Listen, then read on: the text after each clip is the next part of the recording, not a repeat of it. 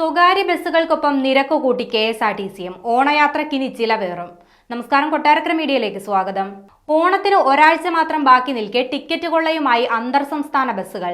നാട്ടിലെത്താൻ കാത്തിരിക്കുന്നവരുടെ കീശ കീറുന്ന ticket നിരക്കാണ് ഇപ്പോൾ ഏർപ്പെടുത്തിയിരിക്കുന്നത്.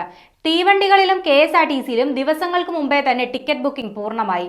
ഇത് മുതലെടുത്താണ് സ്വകാര്യ ബസ്സുകൾ നിരക്ക് ഇരട്ടിയാക്കിയത്. പല ബസ്സുകളും പാതി വഴിയിൽ സർവീസ് വെട്ടിച്ചുരുക്കുന്നതായും പരാതിയുണ്ട്.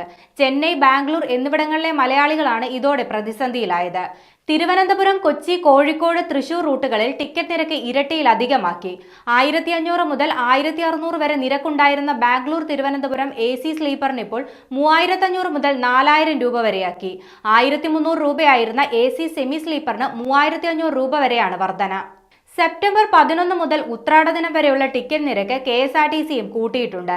സ്പെഷ്യൽ സർവീസ് അടക്കം 40ഓളം സർവീസുകളാണ് KSRTC നടത്തുന്നത്. കൂടാതെ 60 സർവീസുകൾ കർണാടകയും നടത്തുന്നുണ്ട്. ബാംഗ്ലൂരിൽ നിന്ന് എറണാകുളത്തേക്കുള്ള KSRTCയുടെ ഗരുഡ ബസ്സിലെ നിരക്ക് 1151 രൂപയായിരുന്നത് 500 രൂപയോളം വർദ്ധിപ്പിച്ചു.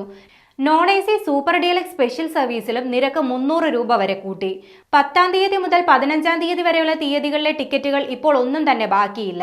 കർണാടക RTCയിലും നിരക്ക് വർധനയുണ്ട്. ബാംഗ്ലൂർ, കൊച്ചി, ഐരാവത് ബസ്സിൽ 800 രൂപയുടെ വർധനയാണ് ഉണ്ടായത്. ഓണത്തിരക്കിന് പരിഹാരമായി കേരളത്തിലെ വിവിധ നഗരങ്ങളെ ബന്ധിപ്പിച്ച് 10 പ്രത്യേക ട്രെയിൻ സർവീസുകൾ റെയിൽവേയും പ്രഖ്യാപിച്ചിട്ടുണ്ട്. ഷൊർണൂർ, കണ്ണൂർ, കൊല്ലം, കൊച്ചുവേളി എന്നിവിടങ്ങളെ ബന്ധിപ്പിച്ചാണ് ഇവ ഓടുന്നത്.